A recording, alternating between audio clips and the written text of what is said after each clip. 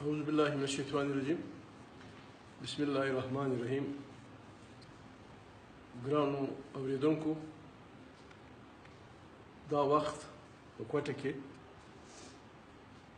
اوس تازه روژه بنده شوله 14 منټه د پاس 4 بجې دي پرون مازدیګر سه د شهید میرزا علم خان په کور په واڼه کې د پښتون تاریخ مومنټ د علي پر کور باندې چې کومه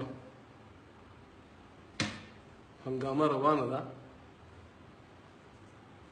پوره خبر خو نه دی معلوم خو داسې افواګانې دي داسې اطلاعات راځي چې خلک شهیدان سوي دي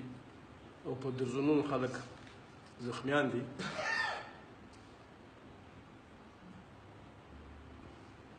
دا 21م قرن دی ټول جهان انسانانو ته د خپلو مطالبو د حق لپاره د احتجاج حق ورکوي په ټول جهان کې دا طی خبره ده چې انسان د اجتماع حق لري د جلسې حق لري چې ظلم ناروا ورسره وشي د هغې خلاف د احتجاج کولو هغه لري له ډېره وخته د پښتون تحفظ مومنټ په نوم یو شی روان دی په ټول پاکستان کې جلسې کړي دي جلوسونه یې کړي دي هیڅ تشدد هیڅ ناروا خبره هیڅ بده خبره یې نه ده کړې په فرض روژه تش په دې بنیاد چې خلک خپل حقوق غواړي یا د هغه ظلمونو خلاف احتجاج کوي چې د دوی سره سوي دي دا رنګه رویه دا د زغملو نه ده زه د پښتونخوا ملي پارټۍ د یو کارکون په حیث د پښتونخوا ملي پارټۍ د چیرمن په حیث په لومړي سر کې د پښتونخوا ملي پارټۍ د هر کارکون سره د هرې ضلعې د ملګرو سره دا غوښتنه کوم چې دوی د دې ناورین خلاف راووځي پر امن احتجاج دی وکړي چاته د ښکنځل نه کوي چاته د بد نه وایي او بیا بالعموم د ټول پښتانه سره که هغه په پاکستان کې دي که د پاکستان بهر په جهان کې هر چیرې دي دا خواست کوم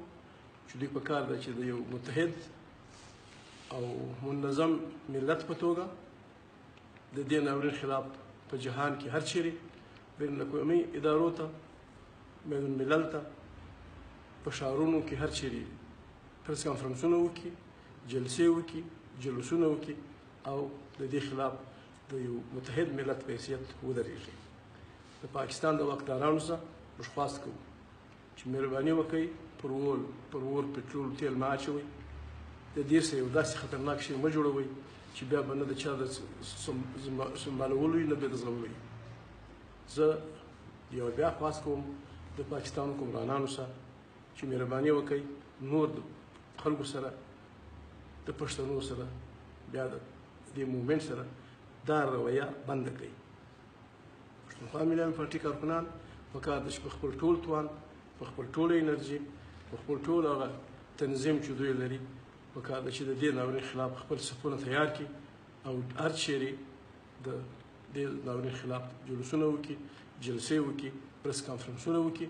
او بالعموم د ټول پښتانه سره پاکستان په هر ښار کې چې دي دا خواست کوو چې دوی دې